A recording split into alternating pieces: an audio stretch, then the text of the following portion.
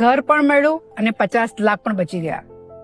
આજે તમને એક સ્માર્ટ ફાઇનાન્શિયલ પ્લાનિંગની સ્ટોરી કહું છું, જેનાથી વેલ્થ ક્રિએશન સિસ્ટમ આવે છે. અમારા એક ક્લાયન્ટ છે સુરતથી, પંકજભાઈ. તેની પાસે 50 લાખ રૂપીસ હતા. હવે ક્વેશ્ચન એ હતો કે આ 50 લાખ આપીને સીધું ઘર લઈ લેવું કે આ જ 50 લાખને કામ પર લગાડવાના. અમે લોકોએ મળીને એક સ્માર્ટ ડિસિઝન લીધો. બધા પૈસા ઘરમાં નાખવાને બદલે અમે પ્લાનિંગ કરી કે ઘર માટે ફક્ત 10 લાખનું ડાઉન પેમેન્ટ આપ્યું અને બાકીના જે 40 લાખ વધ્યા હતા એ અમે મ્યુચ્યુઅલ ફંડમાં ઇન્વેસ્ટમેન્ટ કર્યા. આ મ્યુચ્યુઅલ ફંડમાંથી લગભગ 38,000 પર મંથ અમે SWP શરૂ કરી. એનો અર્થ કે એ જ પૈસાથી ઘરનું EMI ભરાતું ગયું.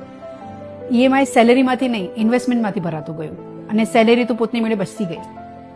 15 વર્ષ પછી અમે આ ડિસિપ્લિન ચાલુ રાખી, SWP પર ચાલુ રાખી, EMI પર ટાઈમ પર ભરતા રહ્યા, કોઈ ટેન્શન નહીં અને ઇન્વેસ્ટમેન્ટ કમ્પાઉન્ડિંગથી વધતું ગયું. 15 વર્ષ પછી શું થયું? ઘર પોતાનું થઈ ગયું, મ્યુચ્યુઅલ ફંડમાં 55 લાખથી વધારે પૈસા બચી ગયા. આને જ કહેવાય છે વેલ્થ ક્રિએશન સિસ્ટમ.